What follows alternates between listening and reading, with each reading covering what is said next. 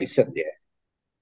Judul kita hari ini adalah metode metode penelitian ya. Jadi metode penelitian ini adalah bagian penting untuk kita bisa menghasilkan suatu temuan ya atau suatu teori barangkali mau membuktikan teori atau apapun ya langkah-langkah kita, maka metode itu penting ya. Metode itu adalah bagian yang sangat krusial ketika ingin kita mendapatkan suatu temuan atau hasil yang baik di dalam kita melakukan penelitian. Jadi kita lihat di sini ternyata ibu-ibu ya metode penelitian itu ada yang kita kenal ya istilahnya dengan historical study namanya ya. Historical study ini itu adalah bertujuan untuk memperoleh pengetahuan khusus tentang sejarah ya dalam bentuk konstruksi ya rekonstruksi masa lampau ya yang sistematis dan objektif. Jadi ketika kita ingin melihat ya bagaimana fenomena yang terjadi di masa lampau di dalam istilah riset kita kenal dengan datanya itu adalah retrospektif, maka kajian yang erat kaitannya dengan itu ya tentang metode penelitiannya adalah kita mengenal istilahnya historical study atau studi kesejarahan. Di mana nanti studi kesejarahan ini bukan berarti penelitian tentang keadaan di masa lampau, misalnya raja-raja, bukan itu saja sebenarnya, tetapi melainkan juga tentang kehidupan masyarakat. Ya, contohnya bagaimana organisasi tertentu ada, ya. Tipe di dalam kita melakukan penelitian yang semacam ini kita kenal istilahnya dengan penelitian deskriptif. Ya, kenapa deskriptif? Karena kita menggambarkan bagaimana fenomena terjadi di masa lampau. Data yang kita ambil dinamakan dengan data retrospektif ya ibu-ibu.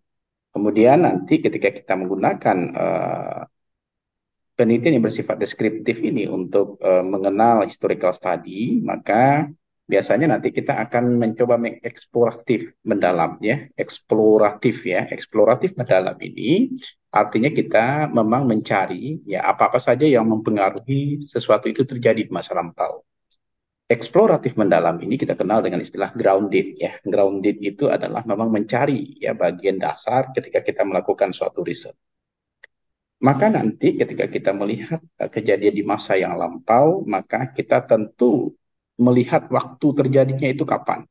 Kemudian bagaimana fenomena-fenomena terjadi di masa lampau itu ya. Nah, inilah dasar kita mengenal metode penelitian yang bersifat sebagai historical study. Seperti itu. Itu yang pertama ya, Ibu-ibu ya. Jadi yang kedua, kita kenal dengan case study ya atau studi kasus. Untuk studi kasus ini tipenya kita kenal dengan taksonomikal ya. Taksonomikal ini pekerjaan yang kita lakukan di dalam riset itu juga bersifat eksploratif mendalam ya. Istilahnya ketika kita melakukan eksploratif mendalam itu maka segala sesuatu itu memang kita cari secara grounded ya. Jadi apa-apa saja fenomena yang terjadi di masa lampau itu kita gali ya. Kemudian bedanya dengan historical study ini, case study ini nanti ya uh, pada peristiwa yang ditelitinya ya, pada peristiwa yang diteliti yaitu peristiwanya sekarang. Kalau historical study peristiwanya di masa lampau. Tetapi kalau case study peristiwanya itu terjadi pada saat sekarang. Jadi kalau kita lihat ibu-ibu, kalau seandainya ini adalah masa sekarang, di bagian belakang itu kita kenal dengan historical study. Data yang kita dapatkan nanti ketika kita melakukan penelitian seperti ini dinamakan dengan penelitian retrospektif. Retro, ya. Retro itu artinya kita mengambil data-data di masa lampau, kemudian kita gali apa penyebab terjadinya kejadian itu di masa lampau. Kemudian nanti ini masa sekarang. Di masa sekarang ini adalah guideline istilahnya. Guideline itu batas. Ketika kita ambil di masa sekarang, kemudian dia berjalan future ya ke masa depan, maka itu namanya penelitiannya adalah prospektif. Kalau tadi retrospektif, kalau yang ke sini namanya prospektif. Artinya kejadian-kejadian yang kita gali pada case study itu adalah kejadian terjadi di masa ini, di masa sekarang. Kemudian nanti kita akan gali bagaimana data-data terjadi di masa sekarang itu, bahkan nanti di masa yang akan datang, future ya. Nah, itu yang dinamakan dengan studi kasus. Makanya ibu-ibu ya ketika kita melakukan case study itu banyak ya kebetulan mungkin barangkali ibu-ibu melakukannya di masa D3 ya, di masa diploma. Misalnya menggali suatu kasus ya. Contoh preeklamsi, kenapa terjadi preeklamsi, kemudian bagaimana penanganan preeklamsi, kemudian bagaimana penata laksanaan preeklamsi sampai preeklamsi itu selesai. Itu dinamakan melakukan penelitian studi kasus. Artinya ibu-ibu hanya melakukan penanganan kasus terhadap satu orang pasien.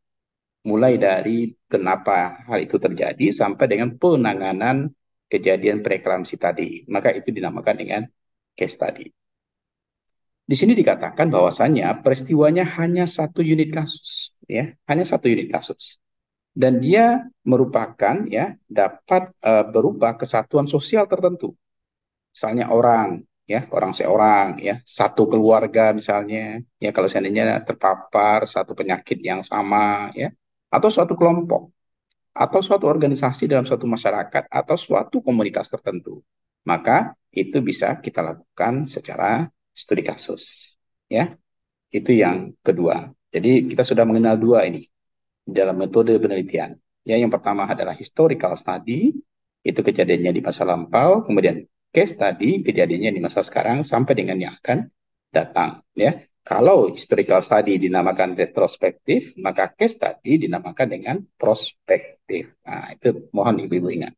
Ya, kita sudah mengenal dua keadaan riset atau dua jenis riset, kemudian bagaimana data itu diambil dan seberapa banyak limit waktu yang dibutuhkan. Oke, seperti itu. Sampai di slide pertama ini ada yang mau Ibu tanyakan? Saya persilahkan. Ya, mungkin barangkali ya dengan Ibu nanti kalau slide ini bisa saya berikan, tetapi pemahaman ini penting ya agar ibu-ibu mengenal ya. Nanti Ibu melakukan apa ya? Nah, itu penting Ibu pahami apa yang saya sampaikan hari ini. Ada pertanyaan? Atau paham ya? Bu Yeni paham ya? Bu Yen? Paham ya Bu ya? Oke, ya paham. Oke, saya lanjutkan. Oke, ya.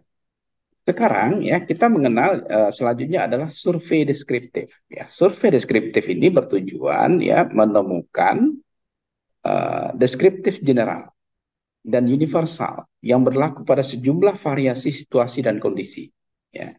Perlu ibu-ibu ingat bahwasanya ketika kita melakukan penelitian secara deskriptif, ya, penelitian secara deskriptif itu kata umumnya adalah kita menggambarkan suatu variabel yang telah kita lihat ketika kita mengambil data di lapangan. Nah, itu kata kuncinya.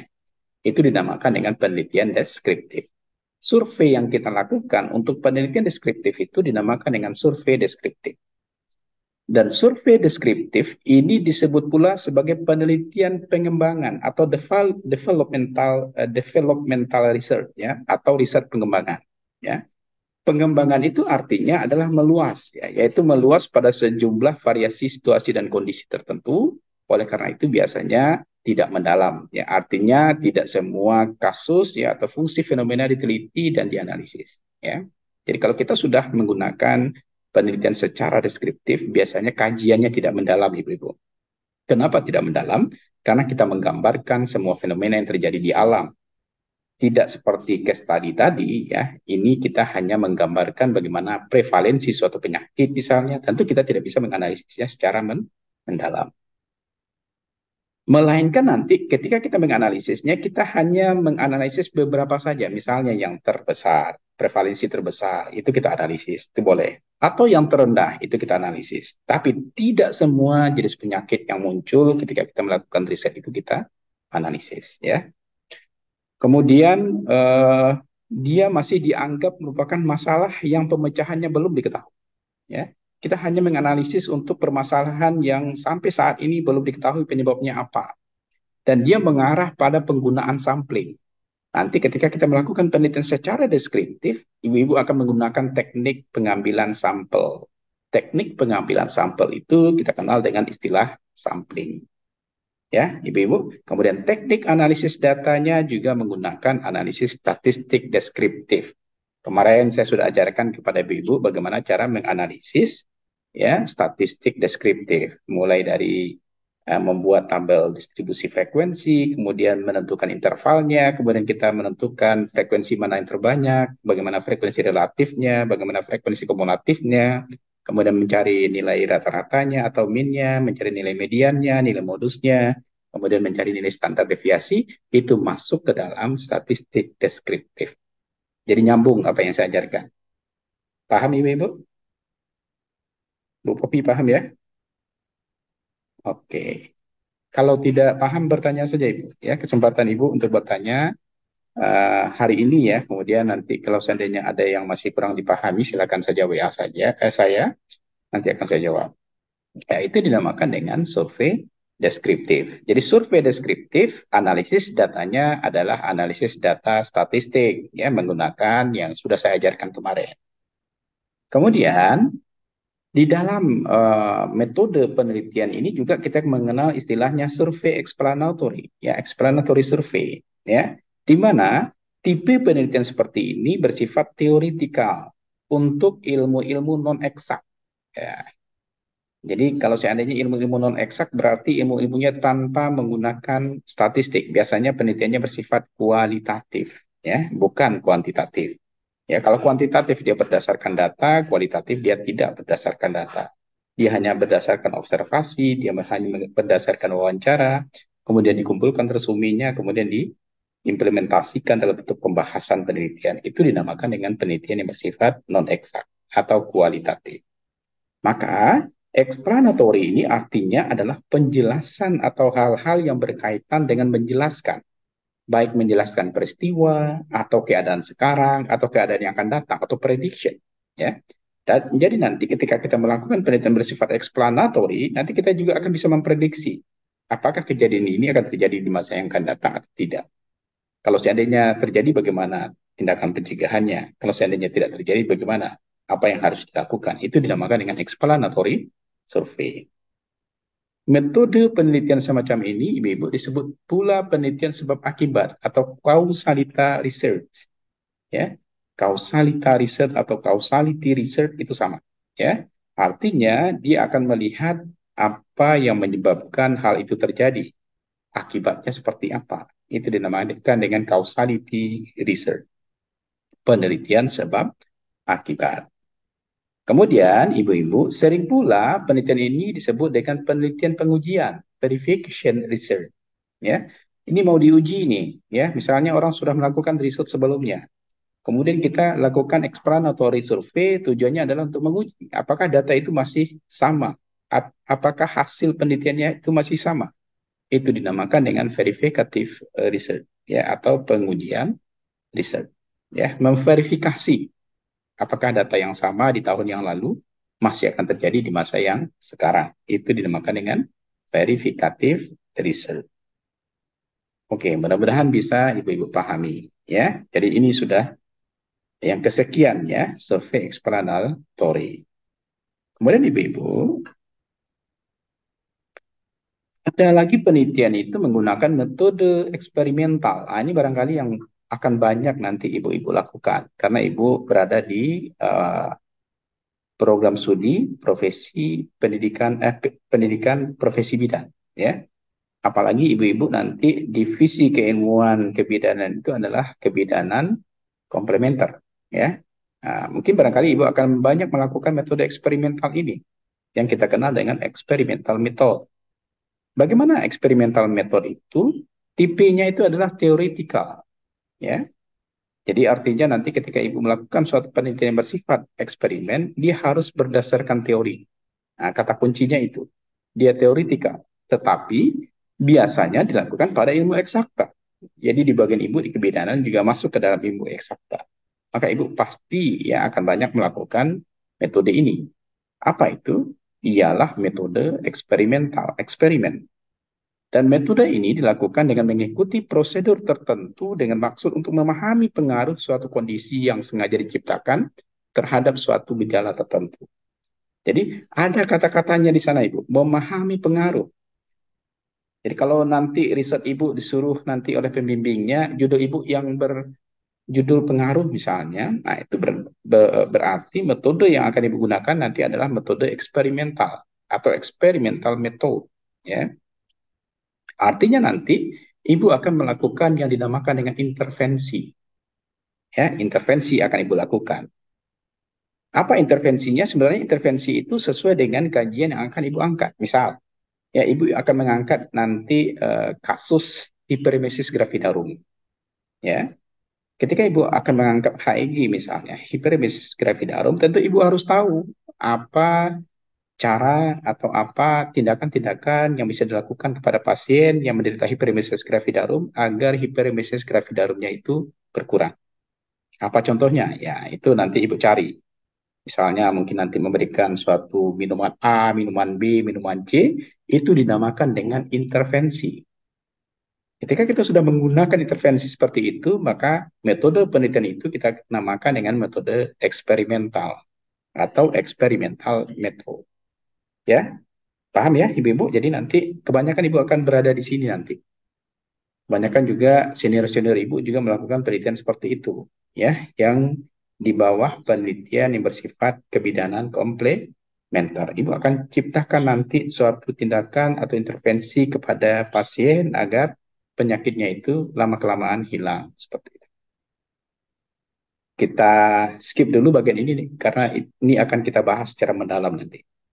Kemudian Ibu-Ibu, ada lagi yang dikenal dengan studi kelayakan atau feasibility study. Ya, studi kelayakan itu sebenarnya adalah studi kasus yang bersifat evaluatif.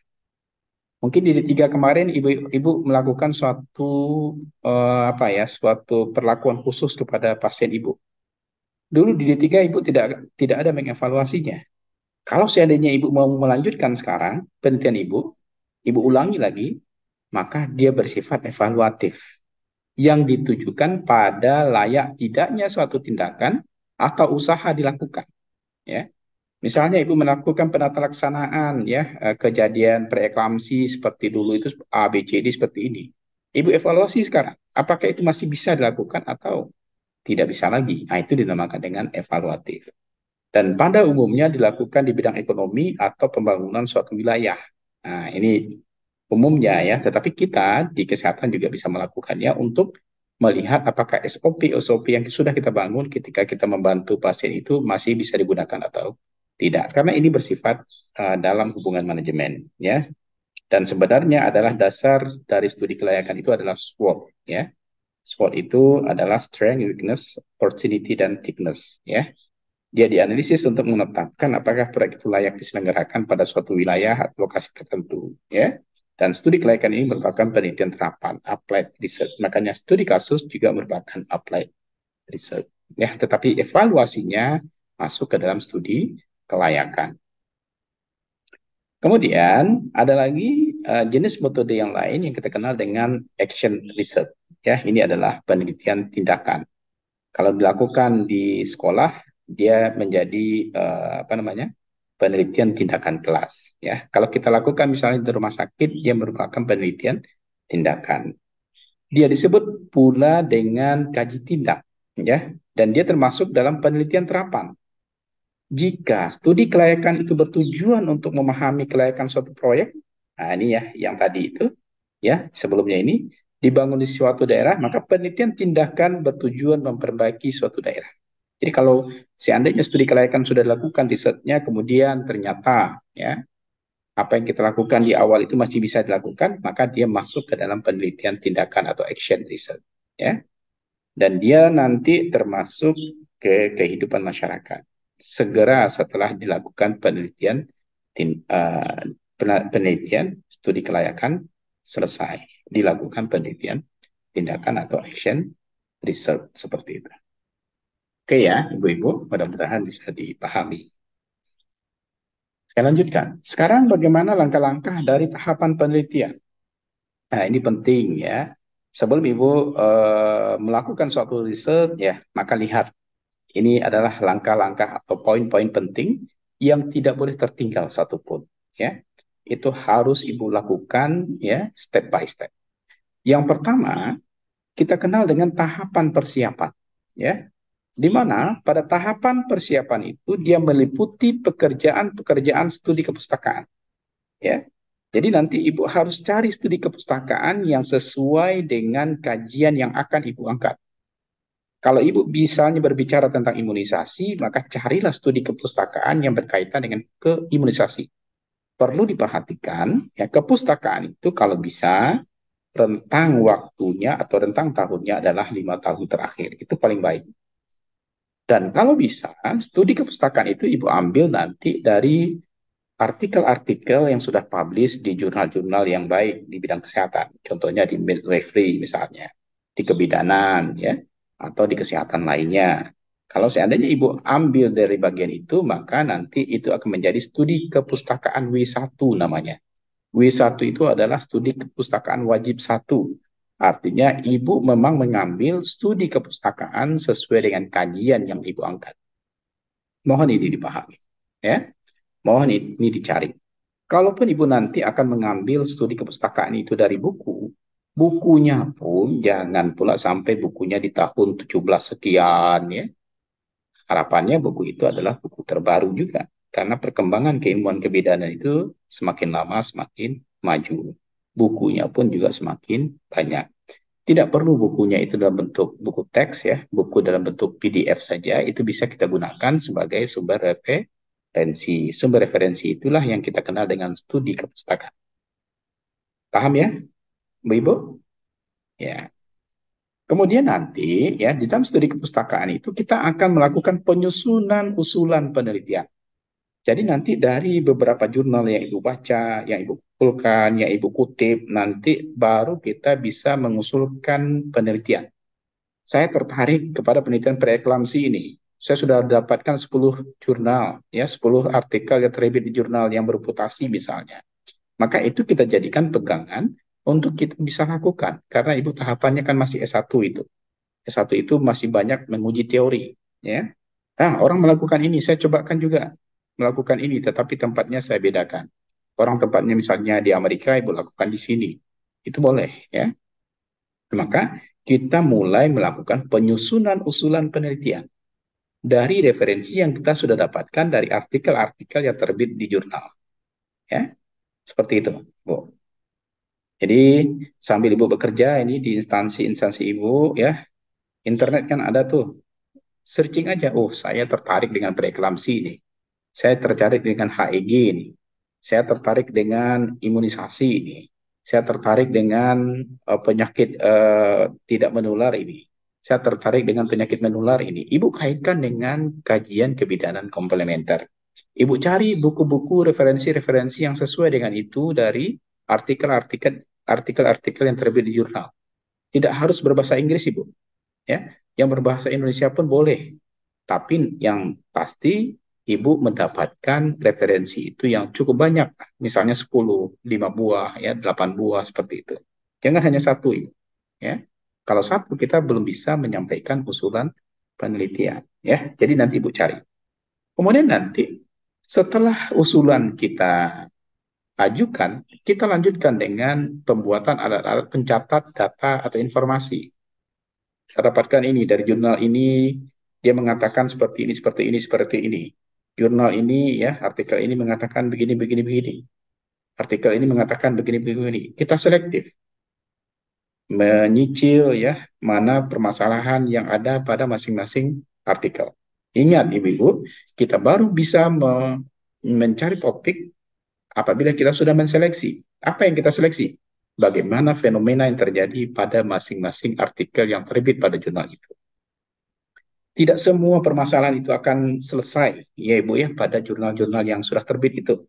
Ada bagian-bagian yang tertinggal. Bagian-bagian yang tertinggal itulah nanti yang Ibu selektif mencarinya. Kemudian nanti Ibu komparatif istilahnya. Ibu bandingkan. Kalau seandainya terjadi di sana seperti ini hasilnya, bagaimana di tempat kita? Atau di negara A, di Amerika terjadinya begini, di Jepang seperti ini, di di Italia seperti ini, di Malaysia seperti ini. Ibu bandingkan bagaimana itu kejadian di setiap negara, nanti Ibu ambil bagaimana pula terjadi di Indonesia. Bagaimana pula terjadi di Sumatera Barat. Bagaimana terjadi di tempat Ibu. Itu dinamakan komparatif, membandingkan. Ya, nah, jadi fenomena masalah yang muncul itu apabila ibu-ibu mampu membandingkan kejadian yang sama terjadi di beberapa tempat. Itu dinamakan dengan komparatif. Komparatif ya, membandingkan. Selanjutnya, Ibu-ibu, kita harus kritis ya melihat bagian-bagian yang belum bisa dilakukan oleh orang lain di dalam melakukan penelitian. Bagian-bagian itu Ibu cobakan di tempat kita. Apa yang dihasilkan? Nah, itu dinamakan dengan kritis. Selanjutnya, Ibu harus mampu menganalisis. Kalau seandainya penelitian yang Ibu lakukan adalah secara eksperimental, maka tentu analisis yang Ibu lakukan adalah juga secara eksperimental. Misalnya pengaruh, tentu Ibu harus memahami bagaimana uji T, uji F, dan uji Z. Sehingga nanti Ibu bisa membandingkan kejadian A, kejadian B, sehingga mana yang di antara kejadian itu yang paling berpengaruh. Bisa dipahami, Ibu? Untuk langkah satu ini, kalau seandainya ada yang mau ditanyakan, saya persilakan. Ayo, diskusi kita. Ada Bu Kopi yang mau ditanyakan?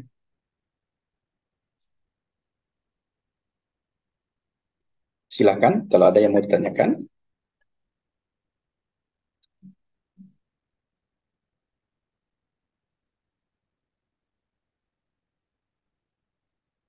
Tidak ada. Bu Azifah, ada yang mau ditanyakan? Bu Reka, ayo bertanyalah ya. Jangan diam-diam aja, itu ya. Kalau diam-diam, diam aja semua selesai kita, Ibu. Yang mendengarkan saya berceloteh aja kan. Tapi ilmunya saya takutnya nggak paham. Bu Vera mungkin, Bu Vera, Bu Eka, Bu Eka, Bu Vera, ada yang mau ditanyakan silakan. Ayo, saatnya kita diskusi ya. Kalau kemarin Saya saatnya Pak. kita, ya, ada? Iya, Pak. Ya, silakan. Ayo, nggak ada. Terima kasih Pak. Assalamualaikum warahmatullahi wabarakatuh. Waalaikumsalam Eh, warahmatullahi wabarakatuh. Sebenarnya dalam hal ini mungkin untuk pribadi saya sebenarnya Pak. Ya, Karena udah lama ini, tapi saya harus meraba-raba lagi. ya, Jadi ya. dalam hal ini saya jujur aja Pak, kembali menerawang ke masa 30 tahun yang silam Pak. Jadi mohon mohon betul-betul lah bimbingan gitu Pak ya. Iya, iya, Mas, iya. iya benar-benar Pak. Saya jadi gamang jadinya sebenarnya untuk Jangan mengikuti ngomong, Bu. untuk pemikiran Jangan ngomong, pemikiran Bu. Hmm, apa apa skripsi ini Pak. Betul, saya pribadi gamang saya Pak sebenarnya. Apakah saya sanggup nantinya atau enggak saya nggak tahu Pak. Jadi Sanggup, dalam ini sanggup, makanya iya. saya tuh agak harus terfokus Hmm, karena udah lama enggak Pak. ya, ya, ya. Itu aja Saya, Pak, mohon bimbingan. ya, makanya Bu Yeni itu kan saya panggil tadi ya. Saya tahu ya mana yang sudah lama meninggalkan gitu ya, yang sudah lama. Tapi jangan gampang pula Bu Yen ya. Kita lalui ya, mudah-mudahan nanti banyak yang akan membantu ya. Yang jelas Ibu Yeninya mau untuk melakukan ya, karena konsep dari riset itu sebenarnya adalah melakukan gitu ya. Do it research ya, melakukan penelitian. Kalau Ibu sudah melakukan nanti bagaimanapun hasilnya nanti insya Allah banyak yang akan bantu nanti ya. Kita pun di kampus juga akan pembimbingnya kan ada Bu Yen ya. Dengan pembimbing nanti Bu Yeni bisa diskusi. Kalau artinya nanti terkendala dengan analisis datanya kita akan bantu nanti ya. Yang penting Ibu Yennya mau ya melakukan penelitian di lapangan ya. Begitu Bu Yen. Jangan terlalu gamang ya. Mungkin Jadi itu ya. dalam hal ini umpamanya Pak, Hmm. sebaiknya sebaiknya saran dari Bapak sendiri umpamanya apakah saya punya punya asuhan lah punya Pak ya di rumah. Apakah saya bisa meneliti itu tuh di tempat saya sendiri umpamanya contoh dengan hypnobreathing umpamanya Pak ya tentang persalinan mengurangi nyeri. Apakah itu dibolehkan atau tidak Pak? Terima kasih Boleh. Pak. Ibu Yeni sudah pernah melakukan hypnobreathing berarti ya? Ada sertifikatnya Ibu? Saya saya dapat sertifikat Ah, Pak. dah aman. Aman Jadi Bu itu Yeni itu. saya tanya Pak apakah boleh gitu. Boleh, boleh, boleh. Eh, kasusnya di sana banyak nggak Bu, di tempat Ibu? Sebenarnya kasus Ah, persalinan itu normal-normal semua Pak, kecuali yang patologis kita harus rujuk ya, segera. ya, betul. Jadi Ya, yang maksudnya saya ini maksud cuman ini ambang yang normal ini Bu. Kan hypnobreathing ya itu kan semacam apa ya? Semacam bantuan kepada hipnotis. ya kepada pasien agar dia tidak merasakan nyeri yang dahsyat dan seperti itu ya Bu Iya Yeni Pak, ya. betul Pak. Iya Oke. Pak. Jadi yang saya maksud memang fisiologis ini Bu. Kalau patologis ya Ibu Yeni nggak boleh bantu Ya lagi betul. ya. Nah, Ya. yang fisiologis itu kasusnya itu 1 bulannya itu berapa Bu? Itu yang mau saya tanya. Kalau untuk Jadi kasus hypnobreathing, persalinannya kira-kira Pak ya. ya. Nah, jadi nanti Kasus persalin, data yang harus ibu iya, kumpulkan nanti itu adalah berapa banyak persalinan dalam 1 bulan, ya. Jadi ibu iya, iya, rata-ratakan. yang rata-rata sebulan insya Allah antara 30 sampai 45 orang per bulan Pak. Udah Jadi aman tuh, Bu. Udah aman, Bu, ya. itu fluktuatif sebenarnya Pak. Tapi Ya, betul. belakangan ini agak gitu ya, agak molor sedikit Pak. Nggak tahu masalah apa ya. Nah, jadi sekitar 30 orang lah per bulan Pak. Ya. Satu orang per hari lah Pak. Ya, kalau apa, Bu, partus itu sama dengan duren, Bu, musimnya, Bu. Kalau rame-rame gitu ya. Kalau kurang-kurang gitu ya, Bu. Tapi nggak Ya, masalah. lebih Yang kita, penting rata-ratanya ya, kita ada gitu bersyukur ya. aja Pak. Ya, sip. Jadi gini, Iya Bu. Pak. Jadi apalagi Bu Yeni udah seperti itu. Ibu Yeni nggak perlu lagi riset di tempat lain. Ibu Yeni riset saja di tempat Ibu. Kita akan melihat apakah hypnobreathing itu betul-betul bisa mempengaruhi ibu yang melakukan partus normal itu tanpa merasakan nyeri, kemudian tidak stres dengan persalinan. Nah, itu sudah bagus itu, Bu. Nah, Bu Yeni aman.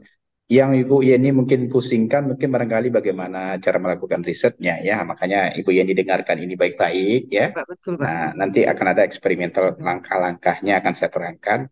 Nah, nanti ikuti ya bagian demi bagian itu dengan baik, maka insya Allah nanti tidak akan ada kendala untuk Bu Yeni melakukan penelitian.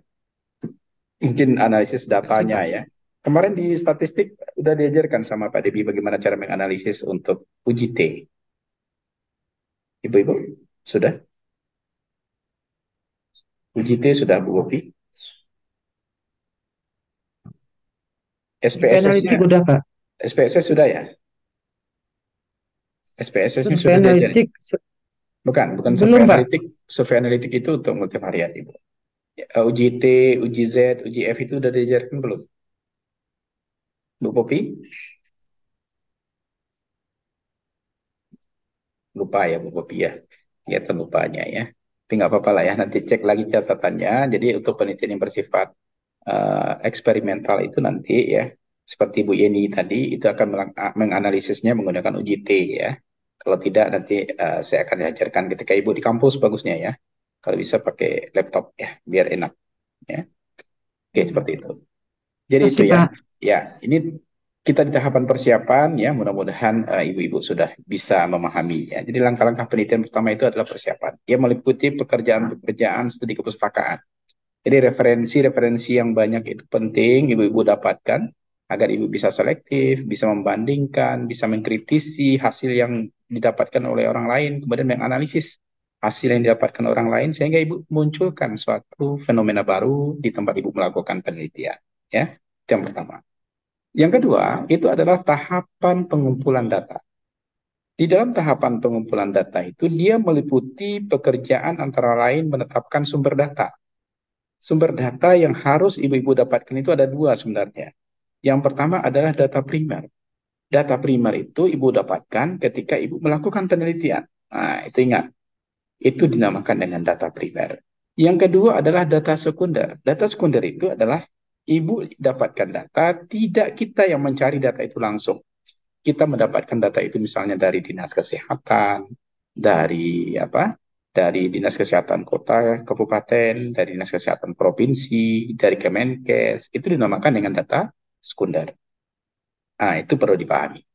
Sekarang, siapa-siapa saja yang akan dijadikan responden dan informan. Nah, itu penting juga untuk Ibu lakukan pada tahap pengumpulan data. Yang Ibu jadikan responden itu adalah betul-betul yang akan Ibu tangani nanti di dalam penelitian yang bersifat eksperimental. Itu dinamakan dengan responden. Yang informan itu bisa saja selain responden, misalnya keluarganya, ayahnya, ibunya, ya, keluarga terdekatnya, itu dinamakan dengan informan. Belum tentu juga informan itu adalah responden, tapi ada kalanya informan itu juga merupakan responden. Itu tergantung nanti bagaimana kasus ketika Ibu temukan di lapangan. Kemudian nanti di dalam tahapan pengumpulan data itu, masalah yang akan Ibu lihat nanti adalah masalah teknik pengambilan sampel. Ya, teknik pengambilan sampel itu ada dua, ibu-ibu. Tolong diingat. Yang pertama adalah teknik pengambilan sampel acak atau random. Kemudian yang kedua adalah teknik pengambilan sampel tidak acak atau non-random. Kalau dia acak, yang kita kenal itu adalah biasanya adalah simple random sampling atau SRS. Ya, Yang kedua adalah multiple random sampling. Yang ketiga adalah stratified random sampling. Itu di antara penelitian yang bersifat random atau acak. Kemudian, kalau seandainya sampel kita ambil dengan tidak acak atau non-random, di antaranya adalah accidental sampling, purposive sampling, kuota sampling. Itu dinamakan dengan pengambilan sampel secara non-random atau tidak acak. Pahami ya, Ibu-Ibu ya. Jadi ada dua cara pengambilan sampel itu. Ada random dan ada non-random. Kalau random, diantaranya adalah simple random sampling, multiple random sampling, dan stratified random sampling. Kalau dia non-random, diantaranya adalah kuota sampling, accidental sampling, dan purposive sampling. Itu dinamakan dengan penelitian non-random atau tidak acak. Bisa dicatat dan dipahami ya, Ibu-Ibu ya. Oke. Kemudian nanti ketika kita sudah mendapatkan sampel atau pengambilan sampel tadi, kita nanti akan menumbuhkan keakraban agar ada saling pengertian. Mohon ibu-ibu ingat nanti, ketika kita akan melakukan penelitian, ketika responden sudah ada, bagian pertama yang harus kita bina dengan responden itu adalah saling percaya. Makanya kita sebarkan yang dinamakan dengan informed consent, persetujuan setelah penjelasan. Ingat ya ibu-ibu, jangan ibu berikan saja informed consent, tapi ibu tidak jelaskan kepada responden apa hak dan kewajibannya. Ya, jadi kita jelaskan dulu, kita melakukan penelitian apa, tujuannya apa, gunanya apa, dampak positifnya pada responden apa. Kita sampaikan. Itu dinamakan dengan informed consent. Ada persetujuan setelah penjelasan. Jangan ujuk-ujuk ibu suruh responden tanda tangan, nggak boleh. Ya, ibu jelaskan dulu apa yang menjadi hak dan apa yang menjadi kewajiban responden. Kemudian ibu terangkan, ibu melakukan penelitian apa. Kemudian apa yang akan didapatkan nanti oleh responden ketika dia ikut di dalam penelitian kita. Itu dinamakan dengan informed consent. Paham ya Bu Yan ya? Jadi ingat, informed consent itu harus diberikan kepada responden sebelum kita melakukan penelitian. Tujuannya apa? Agar terjadi keakraban dan saling pengertian. Selanjutnya, ibu-ibu, informasi atau data yang terpercaya harus reliable. Ketika kita sudah mendapatkan suatu instrumen penelitian, baik itu dalam bentuk angket, dalam bentuk borang wawancara, ya, dalam bentuk lembar observasi, semua pertanyaan-pertanyaan dalam angket tersebut, dalam lembar wawancara tersebut, atau dalam lembar observasi tersebut harus valid. Jadi kita harus melakukan uji validitas. Kemudian juga dia harus reliable, dia harus terandalkan. Jadi validitas itu artinya sahih atau benar. Reliable itu artinya andal. Artinya kalau seandainya alat instrumen kita dalam bentuk kuesioner tadi sudah valid dan sudah reliable, maka tentu semua instrumen yang kita berikan kepada responden itu sudah benar. Itu yang harus dipahami. Artinya nanti ketika kita mau melakukan teknik wawancara atau kita melakukan observasi, maka alat-alat pengumpul data yang telah kita siapkan itu baik dalam bentuk kuesioner, dalam bentuk checklist, sudah valid dan sudah reliable. Nah, ini pahami yang kedua ini.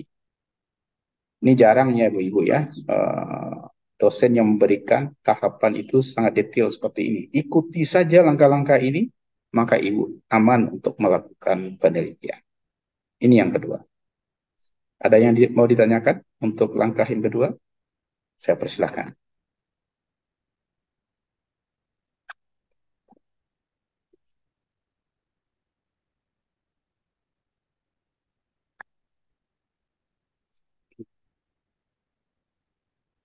Bu Popi, ada yang mau ditanyakan Bu Popi? Bu Popi kan masih fresh graduate ini ya.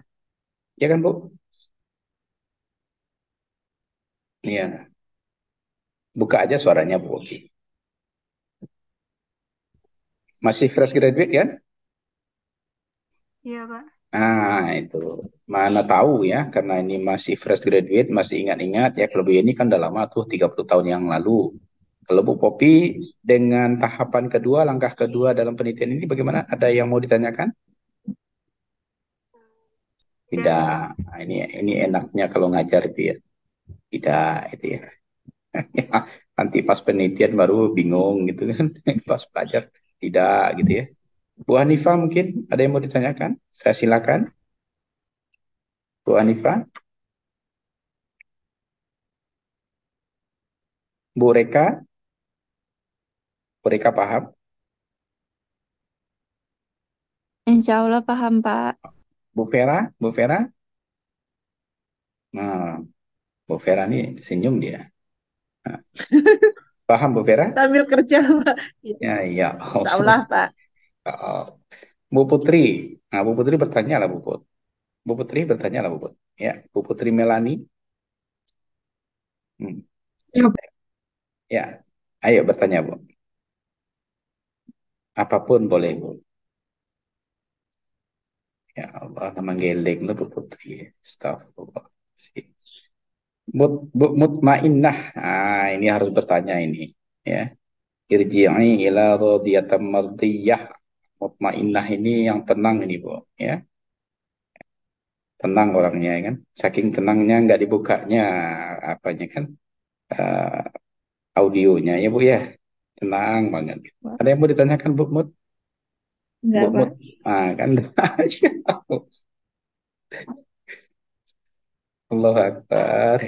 Nah, oke lah ya. Tapi mohon di apa ya Bu ya, langkah-langkah ini Ibu ikuti, Ibu pahami ya. Saya akan coba menerangkannya dengan sangat detail ya. Yang ketiga, ya.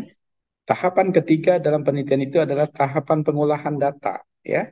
Pada tahapan pengolahan data ini dia meliputi pekerjaan-pekerjaan mengorganisasikan data. Makanya nanti ibu-ibu biasanya ketika kita membuat proposal, langkah-langkah pengolahan data, ada editing, ada coding, ya, itu detail, ya. Maka itu dinamakan dengan mengorganisasi data. Kemudian menganalisis data. Selanjutnya kita menginterpretasi data.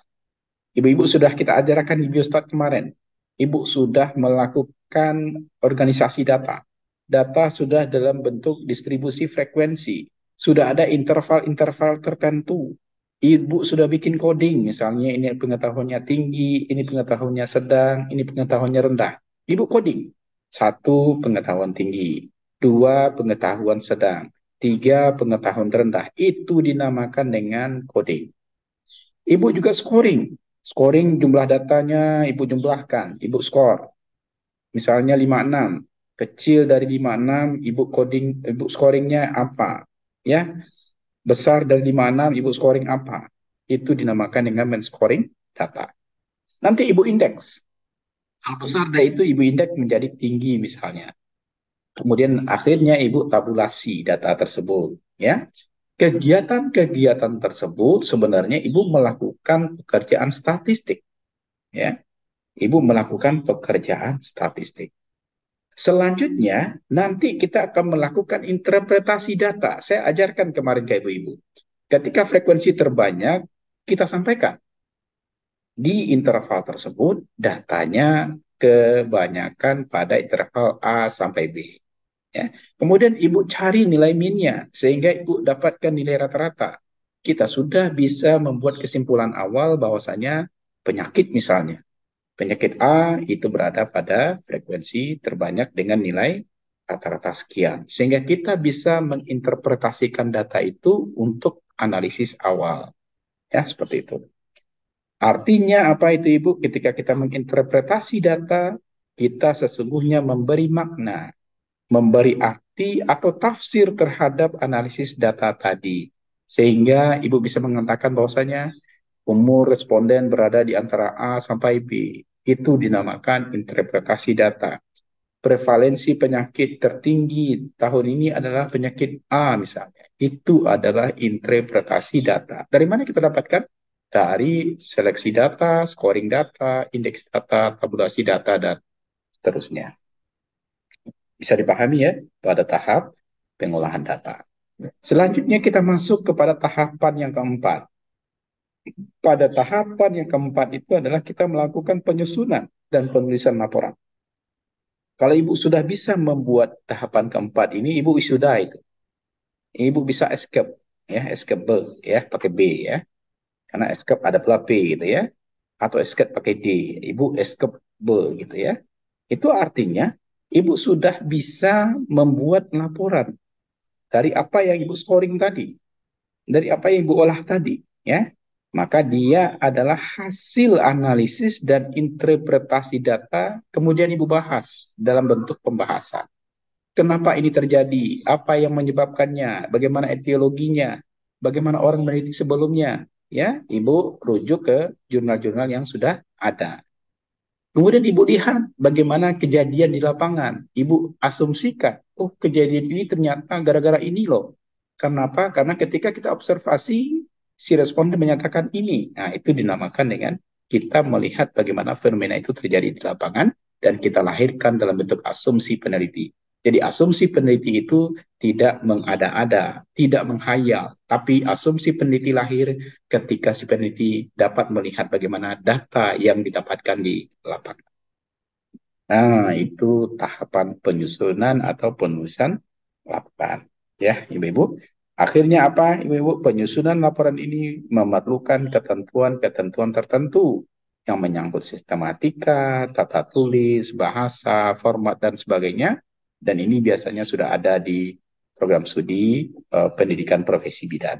Ya, Ibu tinggal nanti dikirim sama Bu Lady atau Bu Suci bagaimana tata cara format penulisan proposal dan bagaimana tata cara penulisan hasil penelitian atau skripsi. Oke, Ibu-Ibu bisa dipahami? Ya bisa kayaknya ya, karena tidak ada yang bertanya ya. Ya bisa. Kemudian Ibu-Ibu, nah, usulan penelitian atau riset atau proposal atau project statement ini sama ya. Usulan penelitian itu sesungguhnya adalah rencana penelitian selengkapnya, ya. Jadi usulan penelitian itu sesungguhnya adalah rencana penelitian selengkapnya, ya. Di mana nanti penilaian terhadap rancangan proposal, rencana penelitian itu memegang peranan penting dalam proses pekerjaan penelitian. Jadi ibu-ibu disetujui dulu sama prodi, disetujui dulu sama pembimbing, baru kita bisa melakukan penelitian. Itu artinya apa? Ada penilaian terhadap rencana penelitian.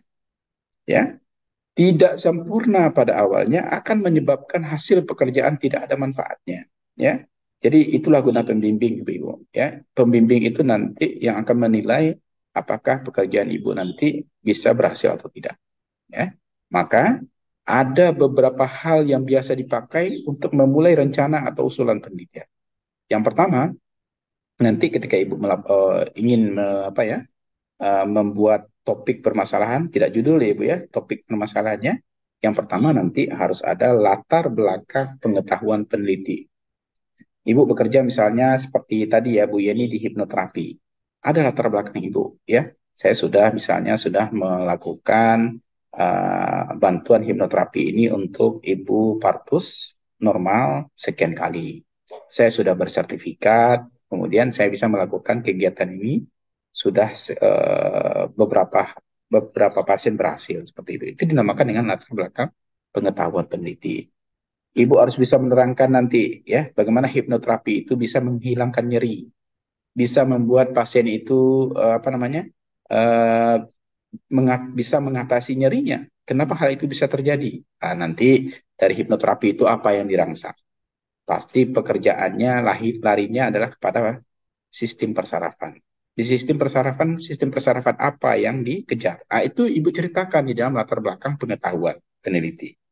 Kemudian nanti kita lihat bagaimana persoalan tentang data informasi. Ibu sampaikan bahwasanya setiap ibu mau melahirkan ya Ibu Partus itu selalu stres. Ya kenapa? Karena persiapan A, persiapan B, persiapan C seperti itu sehingga dia mengalami stres yang meningkat dan lain sebagainya. Itu Ibu sampaikan ke data atau informasi yang didapatkan. Ada ibu yang melahirkan akhirnya meninggal, misal ya, Ibu sampaikan juga di sana. Sehingga pentingnya hipnoterapi itu untuk membantu partus normal tadi. Sehingga persalinan tanpa rasa nyeri, seperti itu. Kemudian, yang ketiga, adanya persoalan tentang cara pengambilan sampel. Ingat, ketika ibu melakukan suatu intervensi, tentu kita tidak bisa melakukan intervensi itu kepada banyak orang. Maka kita lakukan teknik pengambilan sampel. Misalnya dengan teknik pengambilan sampel dari 100 orang, kita hanya ambil 30%-nya misalnya. Berarti kita hanya ambil 30 orang. Nah, itu dinamakan dengan teknik pengambilan sampel. Kemudian Ibu, Bapak, Ibu-Ibu, persoalan tentang maksud dan tujuan serta kegunaan penelitian. Apa gunanya? Hipnoterapi gunanya adalah membantu ibu mampu melahirkan secara normal tanpa rasa nyeri. Itu dinamakan dengan kegunaan penelitian. Agar persalinan itu bisa dibantu secara efektif, ya, seperti itu. Kemudian yang kelima, persoalan tentang teknik analisis. Analisis yang kita lakukan, karena ini adalah penelitian eksperimen, kita gunakan uji T. Kalau seandainya datanya berdistribusi normal. Kalau seandainya datanya tidak berdistribusi normal, kita gunakan uji lain, misalnya uji Wilcoxon dan lain sebagainya. Nah, itu dinamakan dengan persoalan tentang teknik analisis data. Sampai yang kelima ini, apakah ada yang mau ibu-ibu tanyakan? Silakan. Bu Putri. Bu Putri, ada yang mau ditanyakan? Pak Ya. Put, Apa? misalnya kan Pak mikirin permasalahan apa di daerah tempat Puput pakai mesin Ya. Minang apa ya Pak Nggak supaya apa-apa. mudah deh. Di daerah tempat Purkarajo tuh Pak Ya. ibu hamil mudanya Pak kayak ndak semangat gitu mbak tanya tentang kehamilannya gitu Pak. Diperiksa ayo gitu. Ada yang kan ditanya ndak ada gitu Pak. Itu tuh beko apa yang aku angke gitu Pak kalau misalnya di penelitian apa Nah, bisa diangke itu sebagai penelitian Pak. berarti kalau seperti itu kasusnya, Ibu, berarti berkenaan dengan pengetahuan ibu yang akan melahirkan. Nah, berarti Ibu Putri bisa menjadikan ini bagaimana cara meningkatkan pengetahuan Ibu, ya. Artinya intervensi yang Putri mau lakukan nanti adalah Putri harus cari satu teknik agar pengetahuannya ini meningkat. Misal, contoh-contoh yang sudah ada ini, agar ibu-ibunya ibu muda ya. Nah, kan ibu-ibu muda. Mungkin siapkan suatu media. Ya, medianya Hmm. contoh flashcard ya, atau Putri bikin suatu video tutorial ya, agar ibu-ibunya ini mau melakukan apa namanya? Kunjungan ya K1 sampai dengan K4 gitu ke bidan agar tertarik dia. Jadi bikin video-video menarik, misal atau gunakan flashcard. Putri cetak. Jadi ketika dia sambil lihat HP, dia juga flashcardnya Putri, sehingga nanti dia tergugah. Oh iya ya, kalau saya hamil tanpa berkunjung ke bidan nanti begini begini begini. Sampaikan apa risiko-risiko yang akan dirasakan oleh ibu nanti ketika dia tidak melakukan kunjungan ke bidan seperti itu. Ya Put, bisa Put. Ya. Tapi tentu kajiannya Iya adalah Pak. intervensi yang kita lakukan adalah misalnya penyuluhan, kita berikan Hmm. flashcard, kita ciptakan suatu video animasi menarik agar ibu-ibu tergugah agar berkunjung ke bidan. Seperti itu Putri. Paham Putri ya? Makasih Ah, Pak. ya seperti itu. Jadi Makasih. jangan diam-diam saja Put. Nah, itu penting ya. Ternyata ada kan caranya. Jadi tidak harus ya kita melakukan suatu intervensi yang langsung ke responden. Ya bisa saja juga seperti tadi. Atau misalnya HEG ya, HEG itu kan banyak terjadi itu. Misalnya Putri temukan di kampungnya itu ya, ada suatu menu makanan yang kalau diberikan kepada ibu hamil, HEG-nya berkurang gitu. Firmicutes gravidarum itu berkurang. Kan banyak tuh kasus HEG-nya yang banyak sehingga si ibunya malas makan, sehingga kehamilannya apa tidak sehat ya, ibunya kurus kerontang seperti itu, sementara janin di dalam rahim ibu butuh makanan. Nah itu juga makanan tertentu yang bisa diberikan ke ibu itu bisa membantu ibu agar hiperemesis gravidarumnya berkurang jumlahnya seperti itu. Atau morning sick seperti itu juga bisa. Putri tahu kan apa beda morning sick dengan HEG? Nah, yuk Tahu Pak. apa? Ayo apa? Ini perlu dites juga ini Putri ini. Ya bidan ini kan. Apa morning sick, Put? Kalau meningsik terjadi pada awal kehamilan Pak pada Kalau pagi HEG? hari mual dan Kalau kalau HEG? HGG juga mual muntah tapi sudah berpengaruh sama kegiatan kesehariannya, Pak. Oke, ya, lulus lah Putri ya. Jadi lulus ya. Nah, seperti itulah kira-kira ya. Jadi ketika kita mau melakukan intervensi A, intervensi B kepada responden, kita tentu harus juga mengetahui ilmunya seperti apa. Misal ini di tempat Putri ada makanan yang bisa menurunkan mual muntah itu apa, itu bisa diberikan sebenarnya. Kita bisa lakukan riset tentang itu. Apakah benar? Jadi benar atau tidaknya itu setelah Putri melakukan riset. Paham ya? Yang lain juga mungkin barangkali dari contoh yang saya berikan ini bisa juga diingat ya, oh iya di tempat saya juga ada seperti itu. Nah, bisa juga dilakukan. Atau preeklamsi ya. Apa itu preeklamsi Bu Mutmainnah? Nah, saya pindahkan lagi. Apa itu preeklamsi? Aduh, saya takutnya ibu-ibu nggak ada ini ya. Ya, Pak. Kalau Bu Yeni malah saya nanya ya. Bu Mutmainnah. Nah, Ya, Pak. apa itu preeklamsi Bu? Eh, Kehamilan dengan adanya protein urin, Pak. Ya Allah, astagfirullah. Siapa yang bisa jawab? Yang lain? Peningkatan tekanan darah pada ibu hamil, Pak, di mana tekanan Wah, ya darahnya di atas Allah. 140. Itu hanya terjadi hanya saat Oke.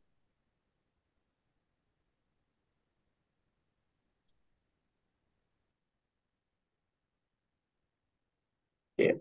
Jadi ya ibu-ibu, eh, ini berarti bahwa kelima persoalan yang biasa dipakai sebagai dasar penilaian daripada rencana penelitian itu setidak-tidaknya akan memberikan bimbingan kepada ibu-ibu nanti sebagai peneliti dalam menyusun rencana penelitian yang akan diajukan. Kemudian ibu-ibu juga hal lain yang juga bisa ibu-ibu lakukan nanti ya diantaranya adalah pemilihan topik penelitian, kemudian nanti juga ibu-ibu bisa menetapkan judul penelitian, ya. Selanjutnya nanti ibu-ibu juga bisa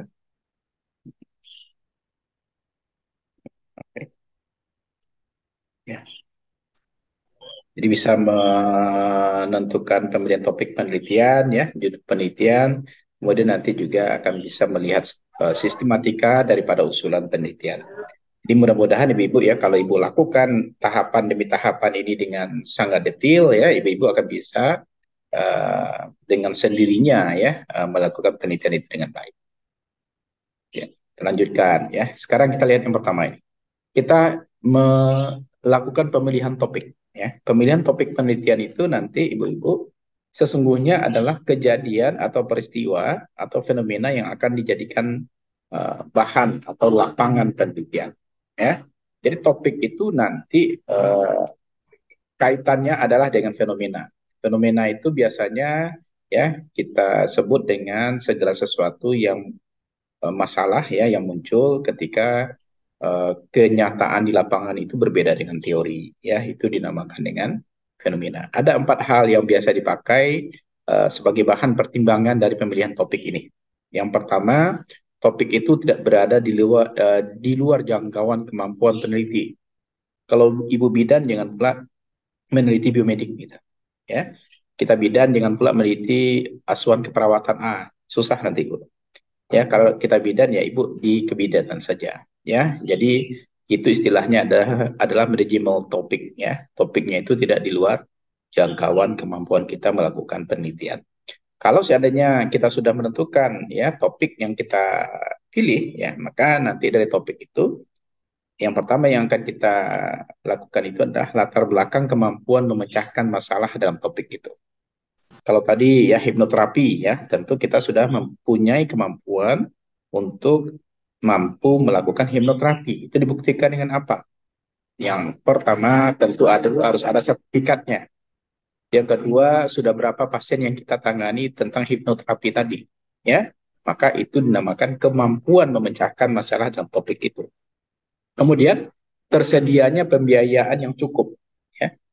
Ketika kita melakukan penelitian, kita tidak akan terlepas dari yang namanya biaya, ibu-ibu. Walaupun biayanya itu minimal, tapi pasti akan ada biaya. Maka harus tersedia biaya yang cukup agar penelitian ini bisa terlaksana. Yang ketiga, ada batas waktu untuk menyelesaikan penelitian. Ibu-ibu biasanya batas waktunya singkat ya. Jadi nanti ibu-ibu harus bisa menyelesaikan penelitian dalam batas waktu yang sudah ditentukan. Sebentar ibu-ibu ya, saya pasang dulu chargernya. Ini ada warning ini, sebentar.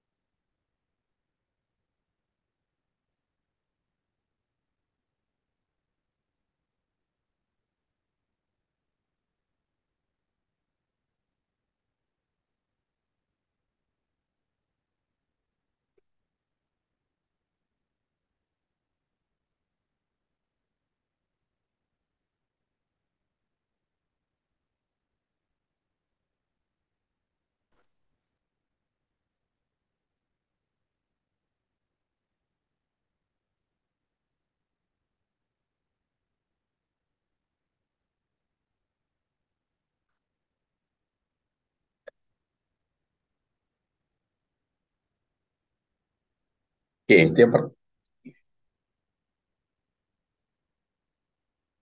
itu yang pertama ya ibu ya. Jadi manajemen topik ya. Latar belakang, kemampuan untuk memecahkan masalah topik, kemudian tersedianya pembiayaan yang cukup, kemudian batas waktu untuk menyelesaikan penelitian. Biasanya penelitian ibu itu dalam kurun waktu sekian bulan ya bu ya. Yang pula sekian tahun pula nggak selesai nanti escape-nya. Ya, kemudian ada kerjasama